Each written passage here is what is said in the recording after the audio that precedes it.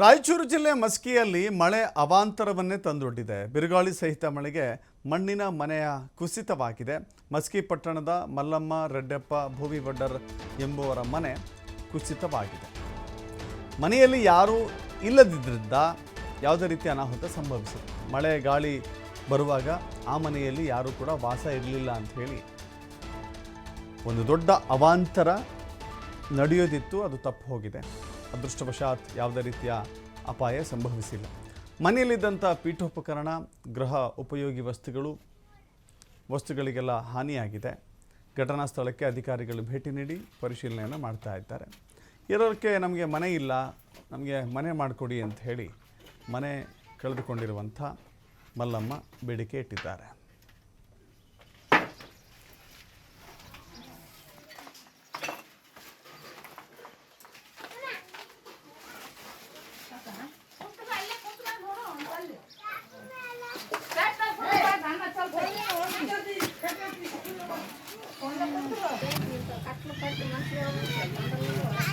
ನಾನು ఒక ತಿಂಗಳ ಮುಂಚೆ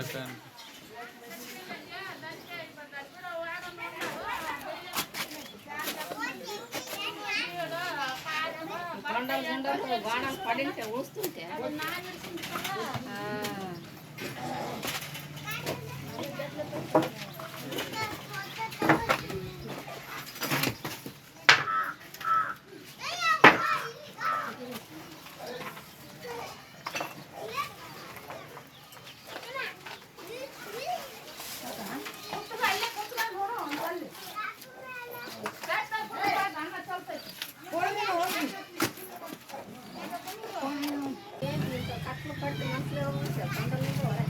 ನಾನು ఒక ತಿಂಗಳ ಮುಂಚೆ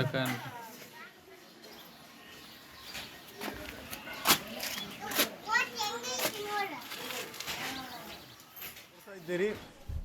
ಇದೊಂದು ಮನೆಯಲ್ಲಿ ವಾಸವಿದ್ರು ಅನ್ನೋದಕ್ಕೆ ದೃಶ್ಯಾವಳಿಗಳೇ ಹೇಳುತ್ತೆ. ಈ ಮನೆಯಲ್ಲಿ ವಾಸ ಮಾಡುವಂಥ ಮನೆ ಇದು. ಮಲ್ಲಮ್ಮ ರೆಡ್ಡಪ್ಪ ಭೂವಿ ವಡ್ಡರ್ ಅಂತ ಹೇಳಿ ಅವರ ಮನೆಯ ಮಾಲೀಕರಿಬ್ಬರು. ಮಳೆ ಅತ್ಯಂತ ಹೆಚ್ಚು ಪ್ರಮಾಣದಲ್ಲಿ ಮಳೆ ಸುರಿದಿದೆ. ಈ ಕಾರಣದಿಂದಾಗಿ ಮೇಲ್ಛಾವಣಿ ಸಂಪೂರ್ಣವಾಗಿ ಕುಸಿದು ಬಿದ್ದಿದೆ.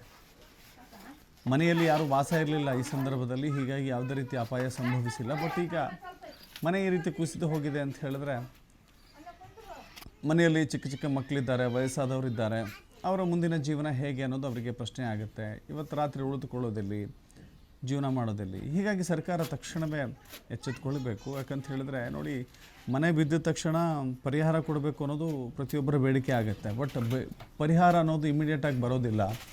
ಗ್ರಾಮ ಲೆಕ್ಕಾಧಿಕಾರಿಗಳು ಬರ್ತಾರೆ, ಸರ್ವೆ ಮಾಡ್ತಾರೆ, ಆನಂತರ ರಿಪೋರ್ಟ್ ಕಳಿಸ್ತಾರೆ, ಆನಂತರ ಚೆಕ್ ಬರುತ್ತೆ. ಅದೆಲ್ಲವೂ ಕೂಡ ಒಂದು ಲೆಂದಿ ಪ್ರೊಸೆಸ್. ಬಟ್ ಅಲ್ಲಿವರೆಗೂ ಇವರು ಎಲ್ಲಿ ವಾಸ ಮಾಡಬೇಕು ಅನ್ನೋದು ಪ್ರಶ್ನೆ ಆಗುತ್ತೆ.